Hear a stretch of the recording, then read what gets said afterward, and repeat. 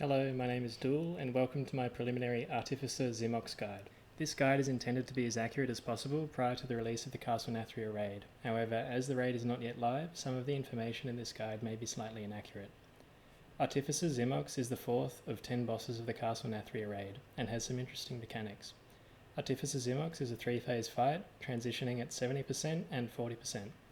It will use one of 3 abilities during each of these phases, as well as some abilities used throughout the whole fight. Looking at the boss room, the boss should be positioned here, with tanks here, melee here, and ranged here. Players should loosely spread close to the boss. The most important mechanic for this boss is Dimensional Tear. 2 abilities will be linked by a debuff, and after 8 seconds, a portal will spawn beneath both players that are interconnected. Players may walk into the portal to be transported to the other one, and after 3 seconds, they may re-enter to return to the original portal. Placement of these portals is crucial to the management of the unique mechanics in the 3 phases.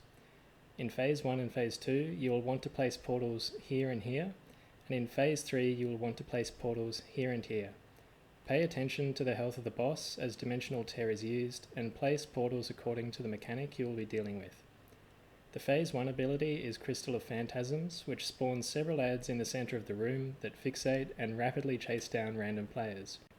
These adds hurt a lot, so players need to run away from the adds.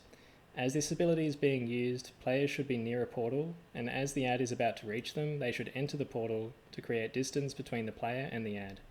Re-enter the portal however many times you need to until the add despawns, but be careful not to enter too early, as the add may chase you down and you won't be able to re-enter for 3 seconds.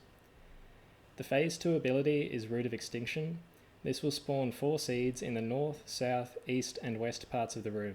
After a short amount of time, these seeds will explode for massive damage to those in a 50-yard radius. Any seeds that are overlapping the raid must be collected by players, who should use the portals to place them on the other side of the room. Placing portals diagonally may mean some seeds don't need to be moved. When you pick up a seed, you get an action button to drop it. Just click it when you're on the other side of the room and then return to the fight.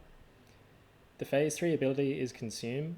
All players will be drawn into the centre of the room, and as the cast is finished, lethal damage is done to all players in a 25-yard radius.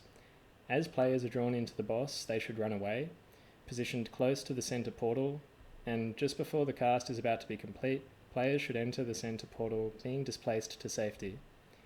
If you want to min-max this mechanic, you can place a portal so that the edge of the portal is slightly away from the centre of the room. This way, when players are pulled towards the centre, they can remain there and continue casting.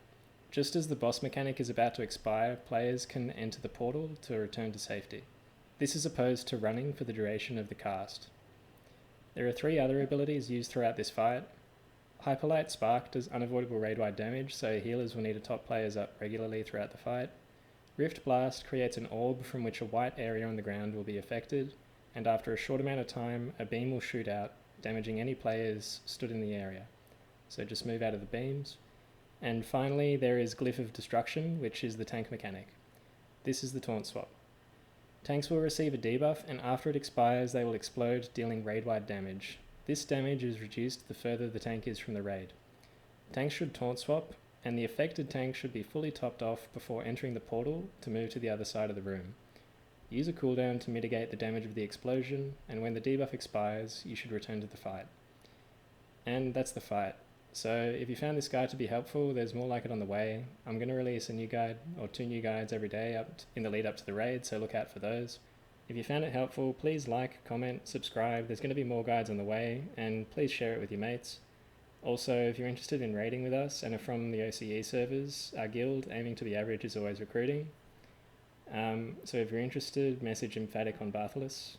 And yeah, that's it. So I'm Duel. Hopefully this guide's been helpful to you guys, and best of luck in the raid.